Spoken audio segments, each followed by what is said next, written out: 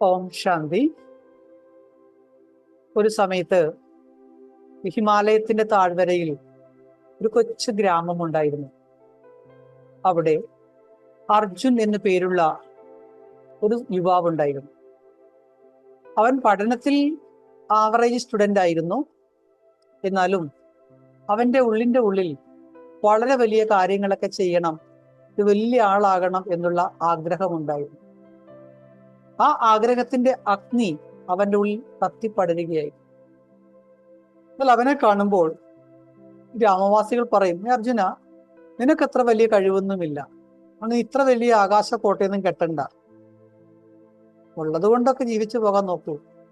എന്തിനാണ് വലിയ ആകാശക്കൊട്ടാരമൊക്കെ കെട്ടി നിരാശനാകുന്നത്? കാരണം നിനക്ക് അതിനുള്ള പവർ ഇല്ല, കഴിവില്ല. എന്നാൽ സമൂഹത്തിലുള്ള ആളുകളുടെ വാക്കുകളൊന്നും അർജുനനെ പിന്നോട്ട് നയിച്ചില്ല. അവിടെ അതിനൊന്നും തടസ്സമായില്ല.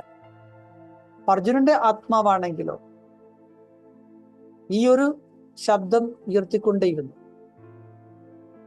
ഞാൻ എന്തെങ്കിലുമൊക്കെ ചെയ്യും, കൂടുതൽ ചെയ്യും, നീ ചെയ്യണം എന്നുള്ള ഉപബോധ മനസ്സിന്റെ വിളി എന്നും അവൻ ശ്രമിച്ചുകൊണ്ടിരുന്നു.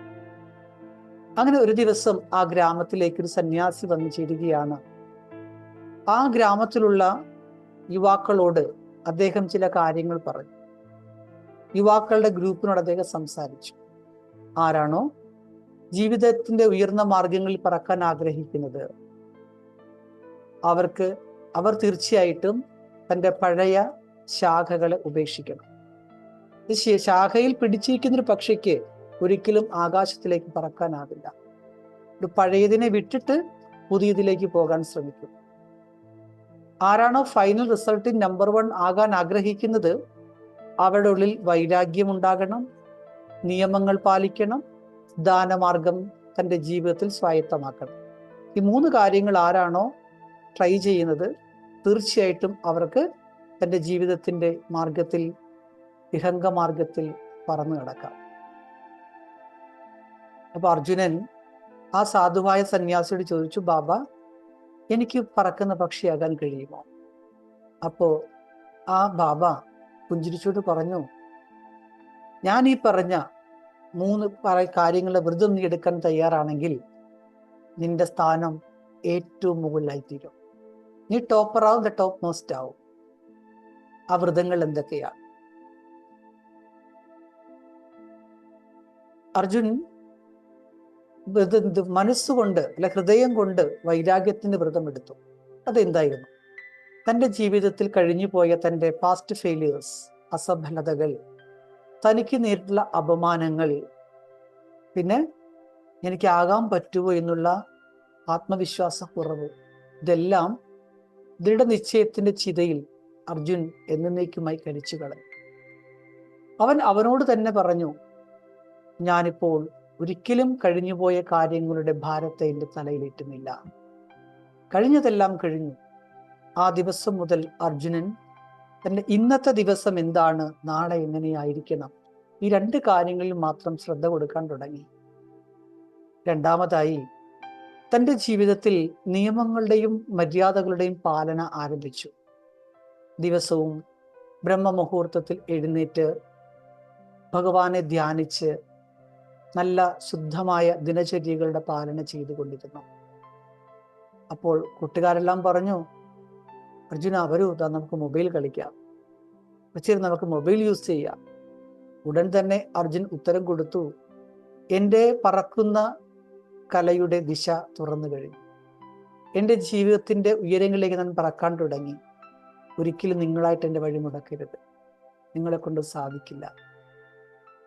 പിന്നെ 3-മതായി അർജുൻ ജീവിക്കുന്നത് കേവലം സ്വയത്തിന് വേണ്ടി മാത്രമായിരുന്നില്ല, മറ്റുള്ളവർക്ക് വേണ്ടി കൂടി ജീവിക്കാൻ അവൻ ആരംഭിച്ചു. പുതിയ കാര്യങ്ങളൊക്കെ പഠിച്ചു. കൊച്ചുകുട്ടികളെ പഠിപ്പിക്കാൻ തുടങ്ങി. അങ്ങനെ സമയം കിട്ടുമ്പോഴെല്ലാം വൃദ്ധജനങ്ങളുടെ സേവനത്തിൽ അവൻ മുഴുകി. ഇല്ലെങ്കിലും സമയം കണ്ടെത്തി വൃദ്ധരായിട്ടുള്ള ആ തൻ്റെ ഗ്രാമത്തിലെ ആളുകളെ തന്നാലാകുന്ന വിധം സഹായിക്കാനൊക്കെ ആരംഭിച്ചു. മാത്രമല്ല പുഞ്ചിരിച്ചുകൊണ്ട് അവൻ സേവന മണ്ഡലത്തിൽ ആർക്ക് എന്ത് ആവശ്യമുണ്ടെങ്കിലും ഓടിയെത്തി മറ്റുള്ളവർക്കും സേവനം ചെയ്യാനുള്ള പ്രേരണയും പ്രദാനം ചെയ്തുകൊണ്ടിരുന്നു. അങ്ങനെ അവൻ ധാരാളം സുഹൃത്ത് ഫലങ്ങളെ സമ്പാദിച്ചു. അവനെ പോലെ തന്നെയുള്ള അനേകം ആളുകളെ അവൻ വാർത്തെടുക്കാൻ തുടങ്ങി. അങ്ങനെ കാലം കഴിഞ്ഞു പോയി. അവൻ്റെ ജീവിതത്തിൽ അക്കാഡമിക്കലായ പരീക്ഷ വന്നു. ആ പരീക്ഷയിൽ അവൻ നല്ല മാർക്കോടുകൂടി പാസ്സായി. അവൻ്റെ ഗ്രാമത്തിലെ ഏറ്റവും ടോപ്പർ സ്കോററായിട്ട്, സ്കൂളിലെ കോളേജിലെ ടോപ്പ് സ്കോററായിട്ട് അവൻ്റെ പേര് തന്നെയാണ് വന്നത്. ഇത് കേട്ട ആളുകൾ അത്ഭുതപ്പെട്ടു, ഇതെങ്ങനെ സംഭവിച്ചു?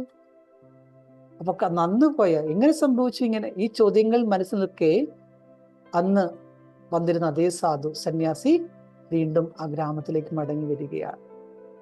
അദ്ദേഹം അർജുനെ കണ്ടുകൊണ്ട് പറഞ്ഞു, ഹേ അർജുൻ, നീ ഇപ്പോൾ യഥാർത്ഥത്തിൽ പറക്കുന്ന പക്ഷിയായി കഴിഞ്ഞു.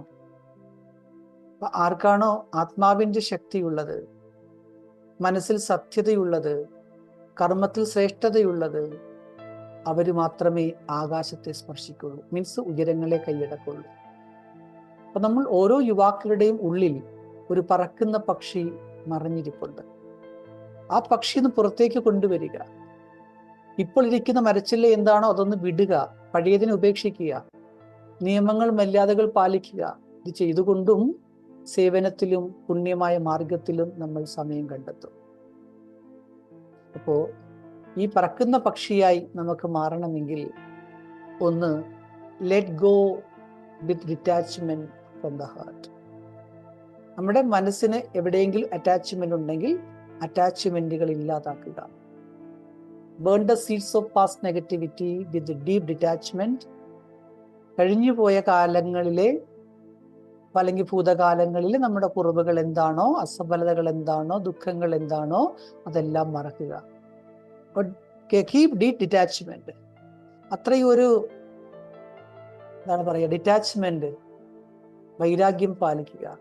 അപ്പോൾ നമുക്ക് ഒരു പുതിയ ലോകം കെട്ടിപ്പടുക്കാൻ സാധിക്കും. പിന്നെ മറ്റേത്, ഡിസിപ്ലിൻ ഈസ് ഡിവൈൻ പവർ. നമ്മൾ ജീവിതത്തിൽ പാലിക്കുന്ന മര്യാദകൾ എന്താണോ അതാണ് നമ്മുടെ ഡിവൈനായിട്ടുള്ള ശക്തി. Walking in divine disciplines. നമ്മുടെ ജീവിതത്തിൻ്റെ മാർഗം ദിവ്യമായ ആ മര്യാദകളിലൂടെ ആയിരിക്കട്ടെ. ഏർലി മോർണിംഗ് ടു നൈറ്റ്, രാവിലെ മുതൽ അല്ലെങ്കിൽ പ്രഭാതം മുതൽ പ്രദോഷം വരെ നമ്മുടെ ഓരോ ചുവടുകളും മര്യാദാപൂർവകമായിരിക്കട്ടെ. ഈശ്വരീയമായ മൂല്യങ്ങളും ഗുണങ്ങളും നിറച്ചുകൊണ്ടായിരിക്കട്ടെ ആ മാർഗത്തിൽ നടക്കും. അപ്പോൾ നമുക്ക് നമ്മുടെ ആത്മാവിനെ ഉയർത്താൻ സാധിക്കും. പിന്നെ ബി എ ജെനിറസ് ഗിവർ. ഉദാരചിത്തനായി വിശാല ഹൃദയത്തോടു കൂടി മറ്റുള്ളവരുടെ സേവനം ചെയ്യൂ. Continuously give through thoughts, words and deeds. This is how one become A true deity. നമ്മുടെ മനസ്സ, നമ്മുടെ വാച, നമ്മുടെ കർമ്മണ, ആരാണോ നിരന്തരം പുണ്യകർമ്മങ്ങളുടെ കാര്യം ചെയ്യുന്നത് അവരാണ് ശരിക്കും സത്യമായ ദേവതയായി മാറുന്നത്. ഈ ക്വാളിറ്റി നമ്മളൊരു ദേവതയാക്കി തന്നെ മാർക്കും. പിന്നെ അടുത്തത്, aim for the highest effort. ഞാൻ എപ്പോഴും ലക്ഷ്യം വെക്കുന്നത് ഉയർന്ന നേട്ടങ്ങൾ കൈയടക്കണം എന്നതിനെ കുറിച്ചായിരിക്കണം. Don't settle for average. ഇത്രയൊക്കെ മതി, ഇതുകൊണ്ടങ്ങ് ജീവിക്കാം, അങ്ങനെ വിചാരിക്കരുത്. പകരം നമ്മുടെ ഓരോ സങ്കല്പങ്ങളെയും make elevated, powerful effort to reach the number 1 position. അതിലൂടെ പറയാറില്ലേ, പിടിക്കുമ്പോൾ പുളിങ്കൊമ്പിൽ പിടിക്കണം. അതായത് തന്നെ കൊണ്ട് പരമാവധി എന്ത് ചെയ്യാൻ സാധിക്കുമോ പരമാവധിയിലേക്ക് ഓരോ കാര്യങ്ങളെയും കൊണ്ടെത്തിക്കുക. പിന്നെ be like A flying bird. എപ്പോഴും ഭാരരഹിതമായി ഒരു പറക്കുന്ന പക്ഷിയെപ്പോലെ ഇരിക്കുക. അതോടൊപ്പം പവർ ഓഫ് പ്യുവർ ഇൻറ്റന്റ്. നമ്മുടെ ഓരോ സങ്കല്പങ്ങളും ശക്തിശാലിയായിരിക്കണം, നല്ല പവർഫുൾ ആയിരിക്കണം. അതെപ്പോഴും ശുദ്ധമാക്കി വെക്കണം, പോസിറ്റീവാക്കി വെക്കണം, അൺഷേക്കബിൾ ആക്കി വെക്കണം. അപ്പോൾ നമ്മുടെ ജീവിതത്തിൽ പലതരത്തിലുള്ള പരീക്ഷണങ്ങൾ വരുമ്പോൾ നമ്മുടെ അന്തിമ പരീക്ഷ എന്ന് പറയുന്നത് നമ്മളെ ശ്രേഷ്ഠമായ ഉയരങ്ങൾ എത്തിക്കാനുള്ളത് തന്നെയായിരിക്കും. ഈ പറഞ്ഞ മാർഗങ്ങൾ, ഭഗവാൻ നിർദ്ദേശിക്കുന്ന ഈ 3 മാർഗങ്ങൾ ആരാണോ ജീവിതത്തിൽ പാലിക്കുന്നത് അവർക്ക് തീർച്ചയായിട്ടും വലിയ വലിയ ഉയരങ്ങൾ കൈയടക്കാനായിട്ട് സാധിക്കും. ആ 3 കാര്യങ്ങളെ ചെറിയ 6 പോയിന്റുകളായിട്ട് നമ്മളിവിടെ മനസ്സിലാക്കുന്നു. എന്താണ് ഭഗവാനൊക്കെ നമ്മളോട് പറയാറുള്ളത് അല്ലേ? ഹേ അർജുൻ, യുവാക്കളോട് ഭഗവാന് പറയാനുള്ളത് എന്താണ്? ശ്രേഷ്ഠമായ പുരുഷാർത്ഥത്തിലൂടെ അന്തിമ പരീക്ഷയിൽ, അന്തിമ പരീക്ഷണത്തിൽ ഫസ്റ്റ് നമ്പർ മേടിക്കുന്ന പറക്കുന്ന പക്ഷിയായി ഭവിക്കൂ.